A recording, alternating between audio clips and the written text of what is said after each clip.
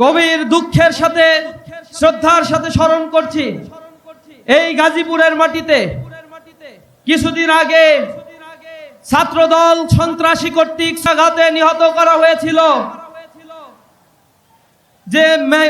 যে নারীকে রানী। আমি পাশাপাশি স্মরণ করছি বীরেশ্বরায়ে সপ্তম শ্রেণীতে অধ্যয়নরত যে বোনটিকে সংঘবদ্ধভাবে যুবদল ছাত্রদলের সন্ত্রাসীরা ধর্ষণ করে তাকে হত্যা করেছে। আমরা এর তীব্র নিন্দা জানাই।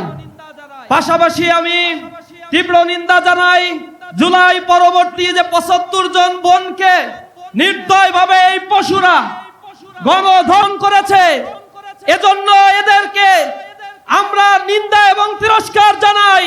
বাংলার মানুষ জেনে গিয়েছে এরা কতটা পশু আর যন্ত্র জানোয়ারে পরিণত হয়েছে। এরা ক্ষমতায় আসার আগে এখন পর্যন্ত ২৩৪ জন মায়ের বুক খালি করেছে। এরা ক্ষমতায় আসার পরে পুরো বাংলাদেশকে জাহান্নামে পরিণত করবে। সুতরাং এখন সময়, যদি তুমি থেমে যাও তবে তুমি শেষ, যদি তুমি রুখে দাঁড়াও তবে তুমি বাংলাদেশ। গাজীপুরবাসী রুখে দাঁড়ানোর জন্য কি প্রস্তুত আছে?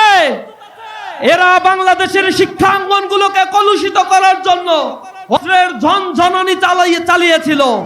এরা গণতন্ত্রে বিশ্বাস করে না, জনগণের ম্যান্ডেটে বিশ্বাস করে না। এ কারণে প্রতিটি ছাত্র সংসদ বানচাল করার জন্য কুচক্রী মহল হাইকোর্টকে পর্যন্ত ব্যবহার করে ছাত্রদের অধিকারকে ধূলিসাৎ করার ষড়যন্ত্র করেছিল। বাংলাদেশের তরুণ সমাজ লাল কার্ড দেখিয়ে দিয়ে বাংলাদেশের প্রতিটি শিক্ষাঙ্গন থেকে তাদেরকে বিতাড়িত করেছে। আগামীর বাংলাদেশ অপেক্ষা করছে এ সন্ত্রাসী, চাঁদাবাজ আর দুর্নীতিবাজকে এই বাংলাদেশ থেকে চিরতরে লাল কার্ড তারা দেখিয়ে দিবে। তারা এখন জনগণের সমর্থন না পেয়ে চরিত্র হননের কাজে লিপ্ত হয়েছে। আমাদের মোবাইলগুলো, আমাদের মেইল আইডি গুলো হ্যাক করে, টুইটার হ্যাক করে, আমাদের বোনেদের নামে অশ্রাব্য ভাষা ব্যবহার করে রাতের বেলায় আবার প্রস্তুতি নিয়েছে। ওই রাতেই তারা আবার কর্মসূচি দিয়েছে। তার মানে একটা মেটিকুলাস ডিজাইন করে নারীদেরকে তারা যে লাঞ্ছিত করেছে, এই লাঞ্ছনা ঢাকার জন্য একটা ট্রাম্প কার্ড হিসেবে তারা এটা ব্যবহার করেছে। সেইম জানাই তোমাদের নিচু মানসিকতার। এ কারণেই তোমরা ধ্বংস হবা। যেমনি ভাবে প্রতিটা ক্যাম্পাসে আমাদের বোনেদের ছবি বিকৃত করেছিলে, বোনেদের নামে স্লাট শেমিং করেছিলে, বুলিং করেছিলে, প্রতিটি নারী জেগেছিল, প্রতিটি ক্যাম্পাসে নারীরা ইসলামী ছাত্র শিবিরের উপর আস্থা রেখেছিল। আজকে নারীরা বসে আছে, জেগে আছে। তারা অপেক্ষা করছে 12ই ফেব্রুয়ারি যে খোয়ান আসছে। আগামীর 12ই ফেব্রুয়ারি যে সূর্যের উদয় হবে, সে সূর্য হবে ন্যায় ইনসাফের সূর্য ইনশাআল্লাহ। দাঁড়িপাল্লার গণ জোয়ার শুরু হয়েছে। নগর বন্দরগুলোতে আজ জনগণ জেগে উঠেছে।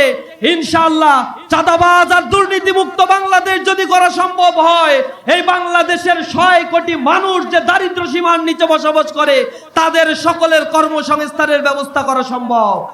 সোশ্যাল সেফটি নেট প্রোগ্রামের নামে প্রতি বছর বাজেটে 1,20,000 কোটি টাকার অধিক বরাদ্দ দেওয়া হয়।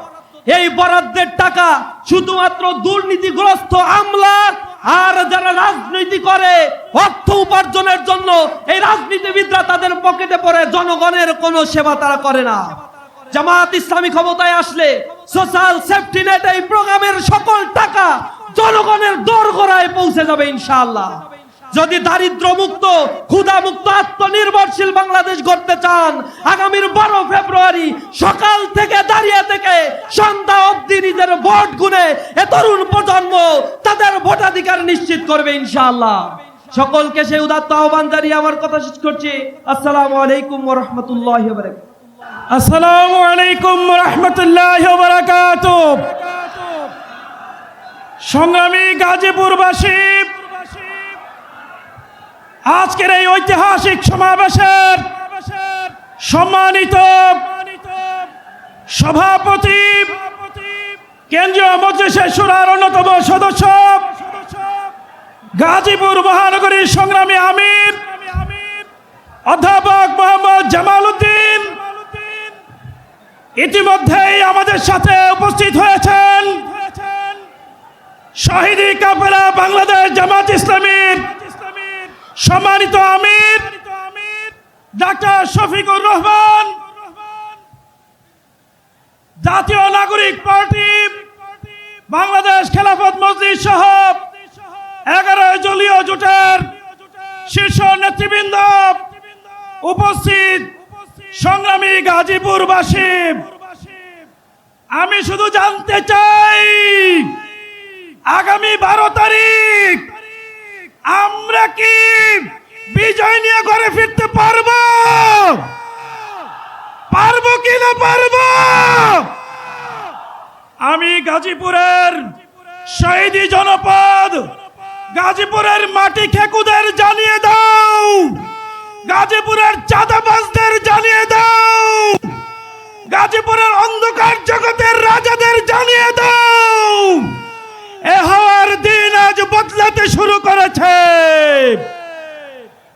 জাগবে চাষা বুসা, সৎ লোকের শাসন হবে, জিতবে দাড়ি পাল্লা, জিতবে দাড়ি পাল্লা, জিতবে দাড়ি পাল্লা ইনশাআল্লাহ।